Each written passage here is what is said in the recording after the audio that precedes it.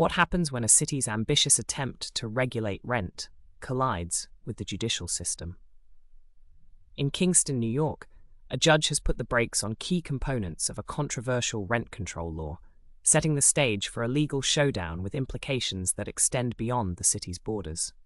As landlords and tenants prepare for battle, the future of housing justice hangs in the balance, raising urgent questions about fairness, legality, and the power of local government. Welcome to Court Decoded. Today, journey into the heart of a legal struggle in Kingston, where a recent court decision challenges a new rent control law. As stakes soar for both tenants and property owners, this case is quickly becoming a crucial test of local governance and housing regulation. In the vibrant yet economically polarized city of Kingston, rising rents have captured the attention of local lawmakers and activists alike. The city's rent control law emerged amid growing calls for housing affordability, aimed at curbing escalating rental prices and protecting tenants from displacement. This legislation was designed to stabilize the rental market, allowing residents to remain in their homes despite the pressures of gentrification. The law capped the percentage by which landlords could increase rents annually, aligning with the Consumer Price Index. While rent control is a long-debated topic, its supporters argue it's a necessary measure to ensure housing remains accessible to all, particularly in areas experiencing rapid economic development. On the other hand, landlords view it as an infringement on property rights, claiming it stifles investment and ability to cover property maintenance costs.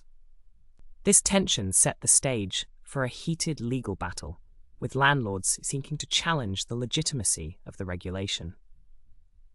As the lawsuit unfolded in the courtroom, it was clear that the ramifications of this case could influence housing policies far beyond the boundaries of Kingston. Driven by perceived injustices, landlords in Kingston banded together to oppose the rent control law, rallying around the argument that this regulation unfairly targeted property owners. The coalition, representing a significant portion of Kingston's landlords, contended that the law hindered them from earning a fair return on their investments. They argued that by capping rent increases, the law restricted their ability to respond to rising maintenance and operational costs, thereby deteriorating the quality of the housing stock. Furthermore, landlords claimed the law's enactment lacked adequate stakeholder engagement and transparency, suggesting it was hurried through political channels without proper consideration of its economic impacts. The lawsuit they filed sought an injunction against the law, alleging it violated constitutional property rights protections, including due process and equal protection clauses. The court proceedings quickly gained attention, serving as a battleground for broader debates on property rights and government regulation. With rising housing costs as a critical issue in many urban areas, the outcome of this case became especially significant, potentially setting a legal precedent for similar laws across the nation.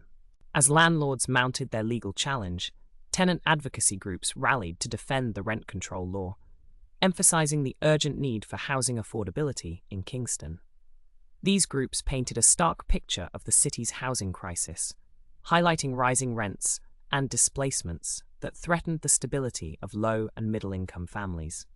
For many residents, rent control represented an essential lifeline, preventing drastic but unpredictable rent hikes that could lead to homelessness or force long-time community members out of their neighborhoods.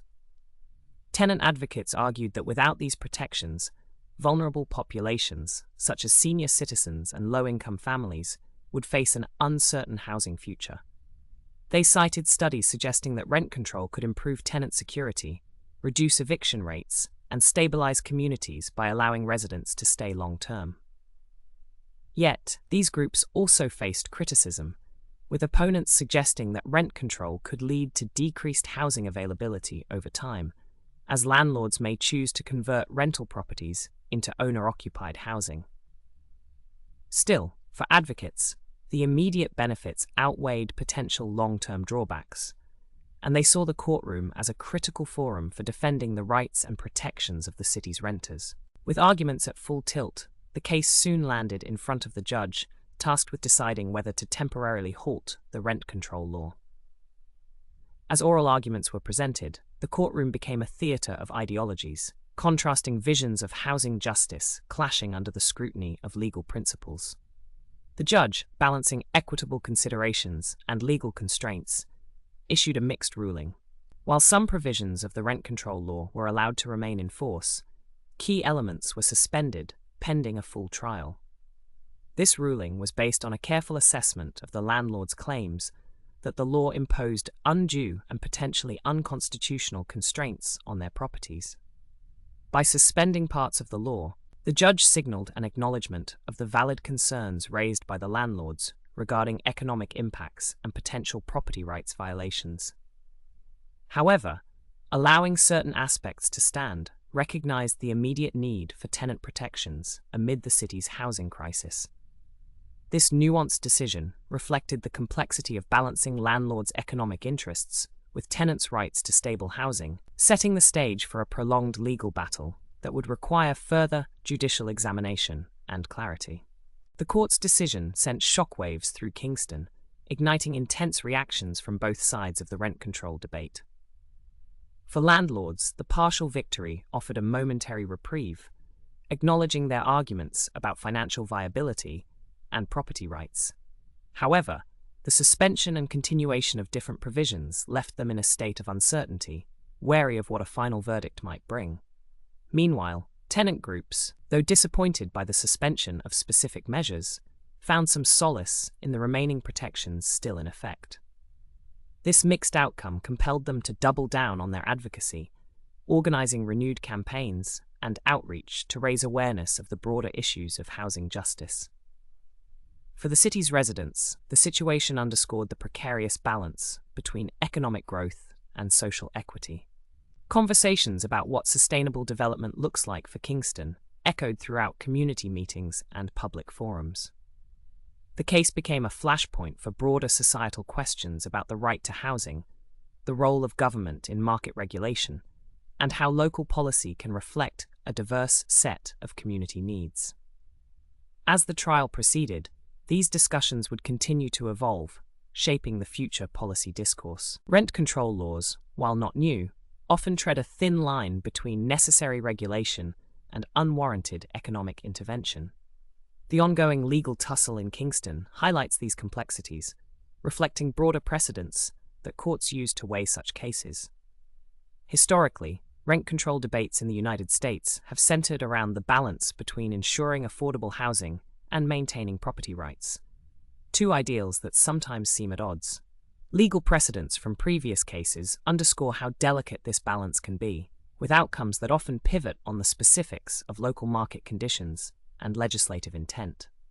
Judges frequently examine whether rent control laws interfere with contractual obligations or violate due process clauses embedded in state and federal constitutions. Kingston's case could set a new precedent, influencing how future laws are crafted to protect both landlords' rights and tenants' needs, without overstepping constitutional limits. Across other jurisdictions, lawmakers are watching closely, understanding that the ruling will probably inform future legislative approaches to similar housing challenges across different cities, potentially heralding a new era of housing policy evolution in the state and possibly nationwide. As the lawsuit in Kingston progresses, both sides prepare for a long legal journey, anticipating that the case might eventually reach higher courts.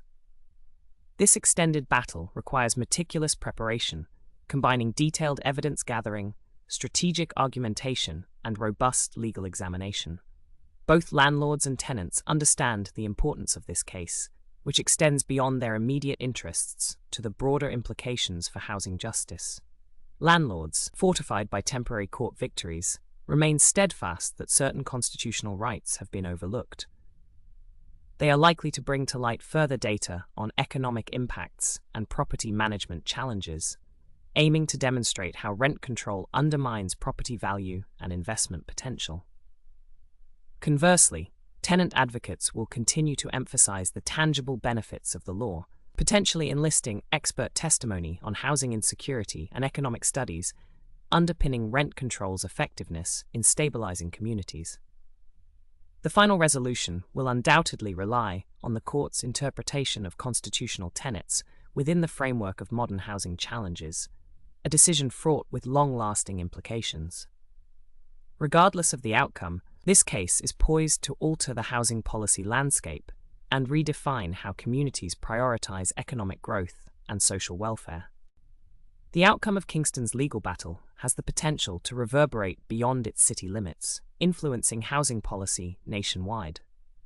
As similar challenges loom in rapidly developing urban areas, the Kingston case may become a bellwether for how municipalities approach rent control and housing regulations. If the court ultimately sides with the landlords, it could discourage other cities from pursuing stringent rent control measures, prompting them to seek alternative methods to address housing shortages, such as incentives for affordable housing construction or rezoning strategies. On the other hand, if tenants secure a decisive victory, it may embolden more municipalities to implement robust rent control laws, invigorating campaigns for housing justice and sparking a renewed focus on tenant protections.